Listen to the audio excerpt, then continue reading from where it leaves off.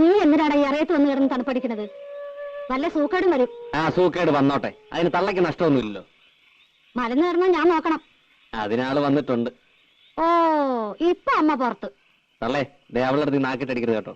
വേണ്ട, ഞാൻ തൊഴുതു നിന്നോളാം. അയ്യോ, തൊഴിലൊന്നും വേണ്ട, തൊഴിക്കാണ്ടിരുന്നാ മതി. ഒരു തൊഴിലുകാരി ഇറങ്ങിയിരിക്കുന്നു.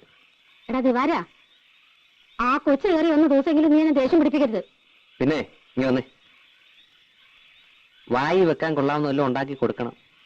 അവള് കട്ടിൽ കിടന്നോട്ടെ, അമ്മ പായ കിടന്നാ മതി. ഞാൻ പായൽ കിടന്നോളാം, അമ്മായി കട്ടിൽ കിടന്നോട്ടെ. ഉളുമ്പ് നാറ്റ് ഇല്ലാത്ത ഏതെങ്കിലും ഒരു തലേണ കൊടുക്കണം കേട്ടോ അല്ലേ. ഒരു പാട്ടും കൂടെ പാടി കൊടുക്കണോ ഉറങ്ങാൻ?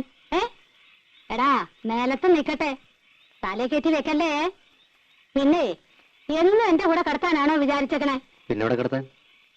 എടാ മരക്കഴുതേ, ആ കണിയാനെ കണ്ടൊരു ദിവസം കുറിച്ച് വേഗം കാര്യം നടത്താൻ നോക്ക്. അല്ലാണ്ട് ഇറയത്ത് പായം വിരിച്ച് പട്ടിയെ പോലെ കാല് നിൽക്കാണ്ടേ ആൺകുട്ടിയെ പോലെ അകത്ത് കയറി കിടക്കടാ. അവന്റെ ഒരു